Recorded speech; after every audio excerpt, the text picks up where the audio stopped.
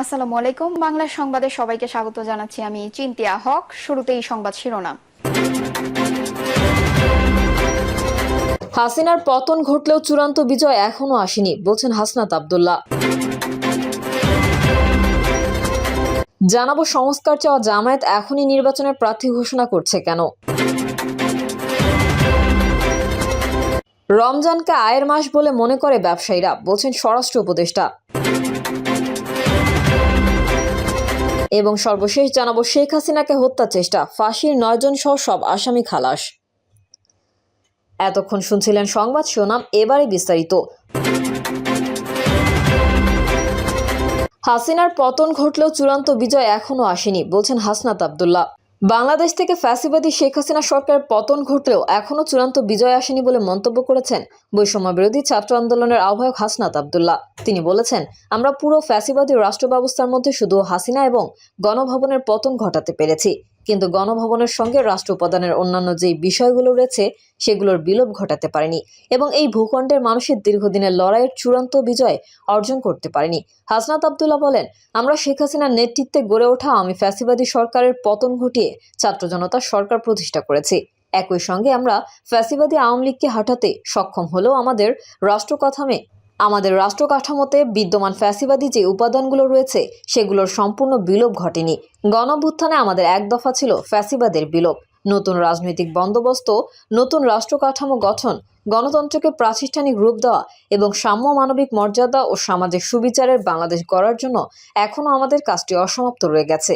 তিনি বলেন, এই ভূখণ্ডের মানুষ 1947 সালের পাকিস্তান আমলে, 1971 সালের মহান মুক্তিযুদ্ধ এবং 1990-এর অভ্যুত্থানের মধ্যে দিয়ে সবসময় একটি জুলুম এবং শোষণহীন সমাজ ও রাষ্ট্র ব্যবস্থার আকাঙ্ক্ষা মানুষ ব্যক্ত করেছে। কিন্তু দুঃখজনক বিষয় হলো, আমাদের বিদ্যমান যে রাজনৈতিক কাঠামো এবং দলগুলো রয়েছে তারা মানুষের আশা আকাঙ্ক্ষাকে ধারণ করতে ব্যর্থ হয়েছে।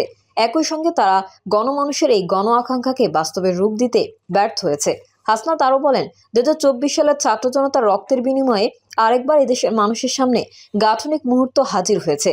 সময়ের পরিক্রমায় ছাত্র জনতার নেতৃত্বে সংগঠিত অভ্যুত্থানে অংশগ্রহণ করা দেশের সর্বস্তরের নাগরিকদের, বিশেষত তরুণ জনগোষ্ঠীর নতুন আকাঙ্ক্ষা ও রাষ্ট্রকল্প তৈরি হয়েছে, কিন্তু বিদ্যমান রাজনৈতিক দলগুলো তা ধারণ করতে ব্যর্থতার পরিচয় দিচ্ছে। ফলে অভ্যুত্থানের শক্তি ছাত্র তরুণরা অভ্যুত্থানের মধ্যে দিয়ে সৃষ্টি হওয়া নতুন আকাঙ্ক্ষা ও রাষ্ট্রকল্পকে ধারণ করে বাংলাদেশের ফ্যাসিবাদ বিরোধী জনতার সঙ্গে নিয়ে একটি রাজনৈতিক দল গঠনের উদ্যোগ নিয়েছে। বৈষম্য বিরোধী ছাত্র আন্দোলনের এই আহ্বায়ক বলেন, আমাদের এই রাজনৈতিক দলটি যেন নির্দিষ্ট একটি শ্রেণীর না হয় এবং নির্দিষ্ট একটি আদর্শের না হয়ে যায়, এটি যেন সমাজের সব স্তরের কণ্ঠস্বর হয়, সেজন্য আমরা প্রতিশ্রুতিবদ্ধ। যারা মনে করছেন দেশের বিদ্যমান রাজনৈতিক ব্যবস্থা থেকে বাদ পড়েছেন, আমরা তাদেরও প্রতিনিধিত্ব করতে চাই। আমরা সব নাগরিকের কথা শুনতে চাই। আমরা সবার আকাঙ্ক্ষা ধারণ করতে চাই। সংস্কার চাওয়া জামায়াত এখনই নির্বাচনের প্রার্থী ঘোষণা করছে কেন? বাংলাদেশে আগামী সংসদ নির্বাচন কবে হবে তা এখনও নিশ্চিত করে বলা যাচ্ছে না। তবে এখনই বিভিন্ন নির্বাচনী এলাকায় নিজেদের দলীয় প্রার্থীর নাম ঘোষণা করতে শুরু করেছে নির্বাচনের আগে সংস্কারকে অধিকতর গুরুত্ব দেওয়া জামায়াত ইসলামী। গত বছর আগস্টে আওয়ামী লীগ সরকারের পতনের পর থেকে নির্বাচনের আগে সংস্কার কর্মসূচি বাস্তবায়নকেই গুরুত্ব দিয়ে আসছিল দলটি। এমনকি এই নিয়ে তাদের একসময়ের মিত্র ও দেশের প্রধান রাজনৈতিক দল বিএনপির সঙ্গেও তাদের দূরত্ব তৈরি হয়েছে।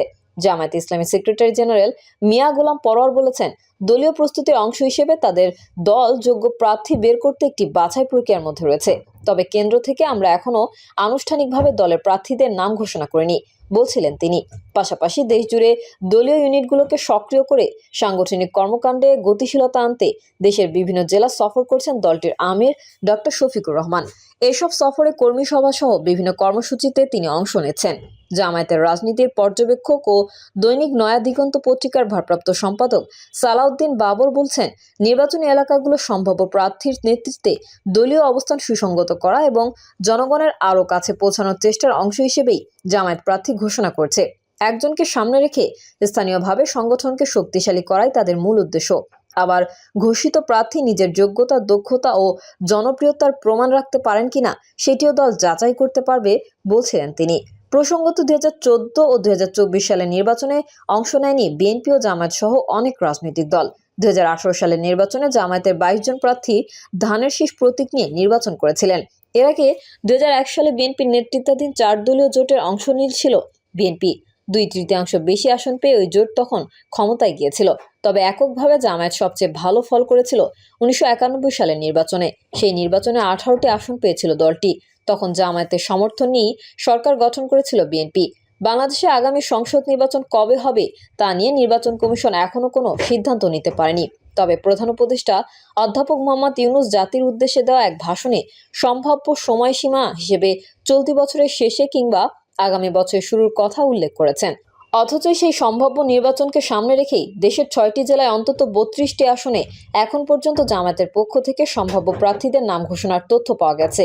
এর মধ্যে টাঙ্গাইলে 8টি, নেত্রকোনায় 5টি, ফরিদপুরের 4টি, কিশোরগঞ্জের 5টি এবং ময়মনসিংহের 11টির মধ্যে 10টি সংসদীয় আসনে দলীয় প্রার্থীদের নাম ঘোষণা করেছে বাংলাদেশ জামায়াতে ইসলামী। তবে জামায়াতের ফরিদপুর জেলা আমির মোহাম্মদ বদির উদ্দিন বলছেন, ফরিদপুরের 4 প্রার্থীর নাম কেন্দ্র থেকেই চূড়ান্ত করা হয়েছে। এখানে একটি সিস্টেম আছে, আমাদের কেন্দ্র আমাদেরও মতামত নিয়েছে। এসব কিছুর ভিত্তিতে দলীয় নীতির আলোকে প্রার্থীদের নাম চূড়ান্ত করা হয়েছে বলেছেন তিনি। এছাড়া গত 1 ফেব্রুয়ারি টাঙ্গাইলে দলীয় প্রতিনিধি সম্মেলনে সেখানকার 8টি আসনের প্রার্থীদের নাম ঘোষণা করা হয়। ওই দিন বিকেলে কিশোরগঞ্জ শহরের উবাই পার্কে নেত্রকোনা ও কিশোরগঞ্জ জেলা জামায়াত ইসলামীর এক সমাবেশে দলটির কেন্দ্রীয় সাংগঠনিক সম্পাদক ডক্টর সামিউল হক ফারুকী দলীয় সম্ভাব্য প্রার্থীদের নাম ঘোষণা করেন। জামায়াতে ইসলামী সেক্রেটারি জেনারেল মিয়া গোলাম পরোয়ার অবশ্য বলছেন, জেলা ও অঞ্চল ভিত্তিক প্রার্থী বাছাই হচ্ছে দলীয় নীতিমালার ভিত্তিতে। তবে নির্বাচনের জন্য আমরা কিন্তু কেন্দ্র থেকে এখনো আনুষ্ঠানিক প্রার্থীর তালিকা ঘোষণা করিনি। নির্বাচন যখন আসবে তখন সেটি হবে। এখন সংসদ নির্বাচন যখনই হোক তার জন্য আমাদের দলীয় প্রস্তুতি চলছে বলছিলেন তিনি। জামায়াত ইসলামীর পক্ষ থেকে যখন জেলায় জেলায় সম্ভাব্য প্রার্থীদের নাম ঘোষণা করা হচ্ছে, তখন একই সঙ্গে দলটি ইসলাম ধর্মভিত্তিক রাজনৈতিক দলগুলোকে একটি নির্বাচনী মঞ্চে আনার জন্য কাজ করে যাচ্ছে। একসময়ের জোটসঙ্গী বিএনপির সঙ্গে নির্বাচন সহ বিভিন্ন ইস্যুতে মতবিরোধের প্রেক্ষাপটে জামায়াত এই ধরনের একটি চেষ্টা চালিয়ে যাচ্ছে। গত বছর আগস্টে রাজনৈতিক পট পরিবর্তনের পর থেকেই তাদের এই ধরনের তৎপরতা দেখা যাচ্ছে। নয়া দিগন্তের ভারপ্রাপ্ত সম্পাদক সালাউদ্দিন বাবর বলছেন, প্রার্থী ঘোষণার মাধ্যমে জামায়াত তাদের সম্ভাব্য প্রার্থীদের জনগণের কাছে যাওয়ার একটি বার্তা দিয়েছে বলে মনে করেন তিনি। চূড়ান্তভাবে কারা প্রার্থী হবে সেটি সময় এলে হয়তো কেন্দ্রীয়ভাবে ঘোষণা করবে জামায়াত। তবে বিভিন্ন জায়গায় দলীয় প্রার্থীদের প্রস্তুতির সুযোগ দেওয়ার জন্য হয়তো কোথাও কোথাও নাম ঘোষণা করা হচ্ছে।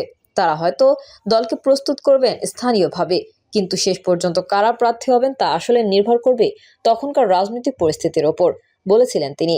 তার মতে জামায়াতের ঘোষিত সম্ভাব্য প্রার্থীরা নিজ নিজ এলাকায় জনগণের কাছে যাবেন এবং তার মাধ্যমে দল তার অবস্থান সম্পর্কে একটি ধারণা পাবে।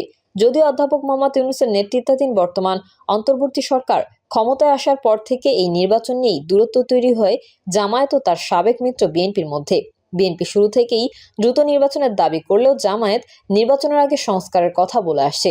দলটির সেক্রেটারি জেনারেল মিয়া গোলাম পরোয়ার অবশ্য বলছেন, প্রার্থী ঘোষণার মাধ্যমে তাদের দলীয় অবস্থানের কোনো পরিবর্তন হয়নি। এখন যেটি হচ্ছে সেটি একটি বাছাই প্রক্রিয়া। কেন্দ্র থেকে কোনো ঘোষণা দেওয়া হচ্ছে না, জেলা কিংবা অঞ্চল ভিত্তিতে হচ্ছে। এটি সাংগঠনিক একটি প্রক্রিয়া মাত্র বলছেন তিনি। জামায়াতের জেলা পর্যায়ের কয়েকজন নেতার সাথে কথা হলে এই ধারণা পাওয়া গেছে যে তা হলো প্রার্থী ঘোষণার মূল লক্ষ্য হলো নির্বাচনী এলাকাগুলোই দলের অবস্থান সুসংগত করা। বাংলাদেশে কিছু এলাকায় জামায়াতের দল হিসেবে শক্ত অবস্থান থাকলেও বেশিরভাগ এলাকাতেই দলটির সাংগঠনিক অবস্থা শক্তিশালী নয়। সেই কারণে দলীয় নেতৃত্ব চাইছে প্রতিটি এলাকাতেই যেন সাংগঠন হিসেবে দলটির কার্যক্রমে গতিশীলতা আসে। অন্যদিকে নির্বাচন সহ বিভিন্ন ইস্যুতে প্রতিপক্ষ হয়ে পড়া বিএনপির সারা দেশের প্রতিটি নির্বাচনী এলাকাতেই ভালো অবস্থান আছে। বিশেষ করে রাজনীতির মাঠে আওয়ামী লীগ না থাকার সুযোগে বিএনপি এই মুহূর্তে দেশের প্রধান রাজনৈতিক দল, যার ফলে দেশে কর্মী ও সংগঠন আছে। এসব বিষয় বিবেচনায় নিয়েই জামায়াতের নেতৃত্ব মনে করছে নির্বাচনকে সামনে রেখে প্রতিটি জায়গাতেই দলের অবস্থান তৈরি করা সহজ হবে। এই জন্য যেসব এলাকায় দলটি দুর্বল কিংবা যেসব এলাকায় আওয়ামী লীগের অবস্থান এতদিন শক্ত বলে জনমনের ধারণা আছে, সেসব এলাকাতেই জামায়াত সম্ভাব্য প্রার্থীদের নাম ঘোষণা করছেন, যাতে তারা মাঠ পর্যায়ে কাজ করে দলের একটি অবস্থান তৈরি করতে পারেন। সালাউদ্দিন বাবর বলছেন, সাংগঠনিক কার্যক্রমকে ছড়িয়ে দেওয়ার সুযোগটি জামায়াতে ইসলামী যথাযথভাবে কাজে লাগাতে চাইছে বলেই মনে করেন। রমজানকে আয়ের মাস বলে মনে করে ব্যবসায়ীরা, বলছেন স্বরাষ্ট্র উপদেষ্টা। আসন্ন রমজান মাসে ব্যবসায়ীদের প্রফিট মার্জিনটা কমিয়ে জনগণের পাশে দাঁড়ানোর আহ্বান জানিয়েছেন কৃষি ও স্বরাষ্ট্র উপদেষ্টা লেফটেন্যান্ট জেনারেল মোহাম্মদ জাহাঙ্গীর আলম চৌধুরী। স্বরাষ্ট্র উপদেষ্টা বলেন, সরকার মনে প্রাণে চাই যেন নিত্যপণ্যের দাম কোনো অবস্থাতেই না বাড়ে।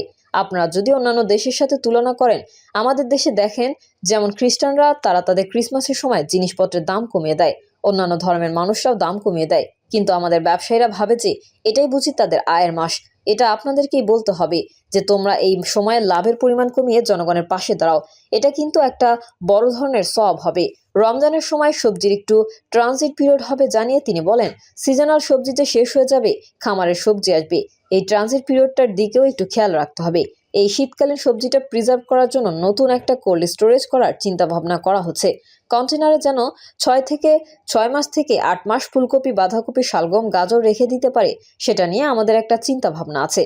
কাজ শুরু হয়ে গেছে, কিছুদিনের ভেতর আমরা রাখার ব্যবস্থা করব। ইভেন আমরা ফলও রেখে দিতে পারবো। সিন্ডিকেটের মাধ্যমে সারের দাম বৃদ্ধি করা হচ্ছে এবং কৃষি মন্ত্রণালয় থেকে স্বরাষ্ট্র মন্ত্রণালয়ের তদবির বাণিজ্য বিষয়েও জানতে চাইলে তিনি বলেন, আমি এখানে আসার পর আপনারা একটা উদাহরণ দেন যে এটা করা হয়েছে। পদোন্নতি প্রপার জায়গা দিয়ে যোগ্য ছাড়া দেওয়া হয়েছে, এমন একটা এক্সাম্পল আপনারা দেখিয়ে দেন। আমি যদি দুর্নীতি করি আপনারা লিখে দেন, আপনারা সত্যি কথা লিখবেন, এটাই আমরা চাই। তবে হ্যাঁ, চাঁদাবাজির কারণে অনেক সময় জিনিসের দাম বেড়ে যায়। আমরা কিন্তু যাতে চাঁদাবাজির মাধ্যমে জিনিসপত্রের দাম না বাড়ে সেই জন্য চেষ্টা করছি। প্রিয় দর্শক, এই ছিল এখনকার সর্বশেষ সংবাদ। আপডেট সংবাদ পেতে চ্যানেলটি সাবস্ক্রাইব করে বেল আইকনটি ক্লিক করুন। কমেন্টে আপনার মতামত জানিয়ে আমাদের সাথেই থাকুন। ধন্যবাদ সবাইকে। আল্লাহ হাফেজ।